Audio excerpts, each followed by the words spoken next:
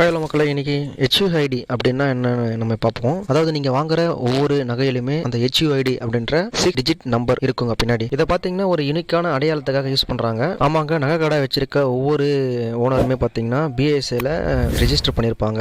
அப்படி ரெஜிஸ்டர் பண்ண அந்த கடையிலேருந்து என்ன பண்ணுவாங்கன்னா ஹால்மார்க் சென்டர்ஸ் இருக்குங்க. அந்த ஹால்மார்க் சென்டர்ஸ்ல பார்த்தீங்கன்னா கவர்மெண்ட் வந்து சில இன்ஸ்ட்ரக்ஷன் கொடுத்துருப்பாங்க. இதை படி தான் நீங்க சோதிக்கணும்ட்டு. அதை பின்பற்றி இவங்க சில டெஸ்ட்லாம் பண்ணுவாங்க. அப்படி பண்ணிட்டு இது வந்து கரெக்டான இதுதான் கொடுத்துருக்காங்க, அதாவது அந்த கேரக்டர் தான் இதில் கொடுத்துருக்காங்க அப்படின்னு சொல்லி உங்களுக்கு பின்னாடி BSI சிம்பிள், அதுக்கப்புறம் பார்த்தீங்கன்னா அந்த தங்கத்துக்கான கேரக்டர் என்னவோ அதுவும் ப்ளஸ் வந்து இந்த 6 டிஜிட் HUID நம்பரை ஒரு லேசர் மூலிமா உங்களுக்கு பிரிண்ட் பண்ணி தருவாங்க. இது நகை வாங்குற ஒவ்வொருத்தருமே பின்னாடி இந்த 3 இதுவுமே கரெக்டாக இருக்கான்னு பார்த்து செக் பண்ணிட்டு அதுக்கப்புறம் தாங்க வாங்கணும். நீங்கள் வந்து உங்களுக்கு அப்படியும் சந்தேகமாக இருந்தால் அந்த HUID நம்பர் 6 டிஜிட் கொடுத்துருக்காங்க பார்த்தீங்களா, அது வந்து இந்த கவர்மெண்ட் சைட்ல இருந்தே BIS கேர் ஆப்ன்ட்டு ஒன்று ப்ளே ஸ்டோரில் இருக்கு. அதை நீங்கள் டவுன்லோட் பண்ணி அந்த 6 டிஜிட் நம்பரை நீங்கள் அதில் என்ட்ரு பண்ணி பார்த்தீங்கன்னா உங்களுக்கு எந்த கடை டீட்டெயிலு, அதோட உரிமையாளர் யாரு, இந்த கேரக்டரில் இந்த நகையில் எத்தனை கேரக்டர் இருக்குது அப்படின்ற எல்லா டீட்டெயிலுமே உங்களுக்கு கிளியராக வந்துடும். இது வந்து ஒரு நல்ல திட்டம்னு சொல்லலாம் நம்ம இதையே. ஏன்னா மக்கள் வந்து